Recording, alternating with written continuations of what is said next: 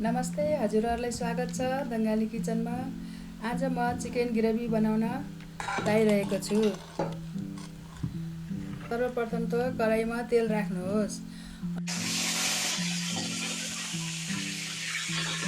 अनि यो तेल तातिएपछि मासु राख्नुहोस्।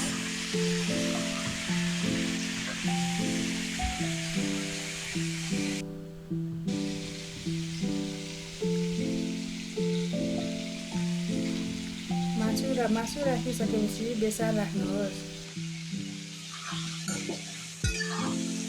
बेसार राखेर यसलाई फरक अलि ढिलो फर्काउनुहोस्।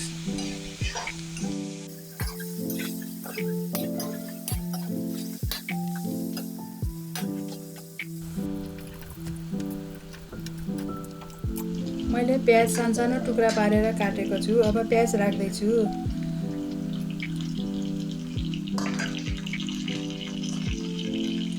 प्याज राखेर चलाउँदैछु। अब मैले अदुवा लसुन खुर्सानीको पेस्ट बनाएको छु। त्यसपछि यो राख्ने।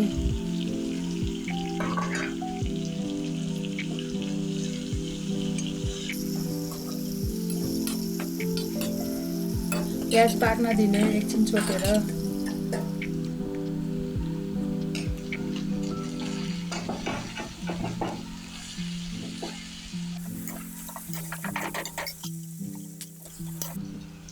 जिरा धनियाँको पाउडर राख्दैछु। मसलाको पाउडर, जिरा धनियाँको पाउडर राख्दैछु म।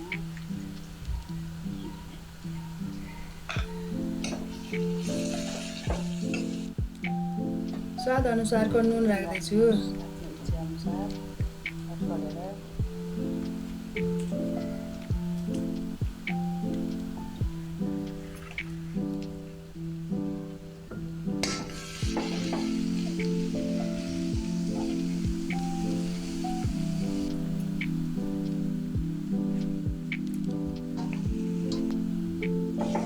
मैले टमाटर काटेर राखेको छु। त्यो टमाटरलाई यसमा राख्दैछु।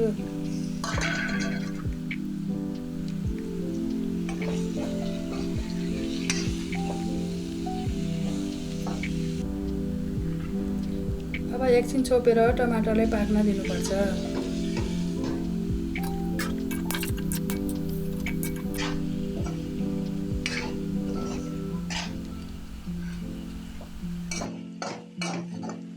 यसमा थोरै पानी राख्दैछु।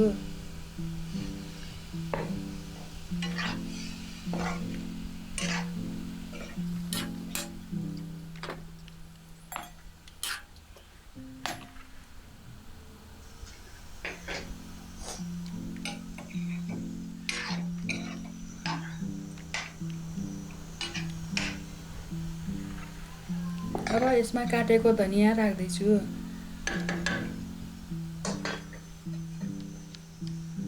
धनियाँ राखेर चारैतिर चलाउनु पर्छ। रेडी भयो। चिकन ग्रेभी तयार भयो। मेरो युट्युब च्यानल हेरेर लाइक, कमेन्ट, सब्सक्राइब गरिदिनु होला। म नयाँ भिडियोहरू ल्याएर बङ्गाली किचनमा आइराख्नेछु।